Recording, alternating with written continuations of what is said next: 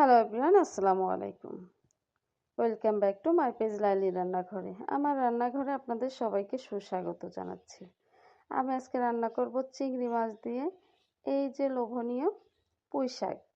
এটা শাক সহ ডাঁটা সহ দিয়েছি, আমার কাছে খুব ভালো লাগে।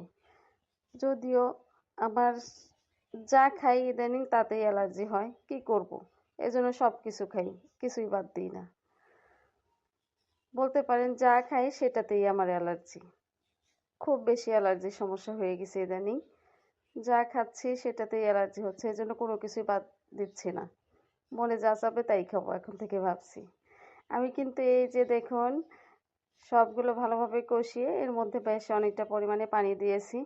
আমি এখানে কিন্তু খুব বেশি মশলা ব্যবহার করিনি, একদম স্বল্প অল্প মশলা দিয়ে এই রান্নাটা কমপ্লিট করেছি। কাঁচামরিচ দিয়ে রান্না করেছি, এই জন্য হয়তো দেখতে পারেন খুব বেশি কালারফুল আসেনি। আমি এখানে সামান্য পরিমাণে হলুদের গুঁড়া, মরিচের গুঁড়া, লবণ পরিমাণ মতো, জিরার গুঁড়া, ধনিয়া গুঁড়া ব্যবহার করেছি। সবগুলো দিয়ে এই যে আমার রান্নাটা কমপ্লিট হয়ে গেছে। রান্নাটা কেমন হয়েছে অবশ্যই কমেন্টসে জানাবেন। ভালো লাগলে লাইক, শেয়ার, ফলো দিয়ে পাশে থাকবেন। আজকের মতো বিদায় নিচ্ছি, সবাই সুস্থ থাকবেন আর সবাই বলে যাবেন আপনারা কেমন আছেন। আল্লাহ হাফেজ।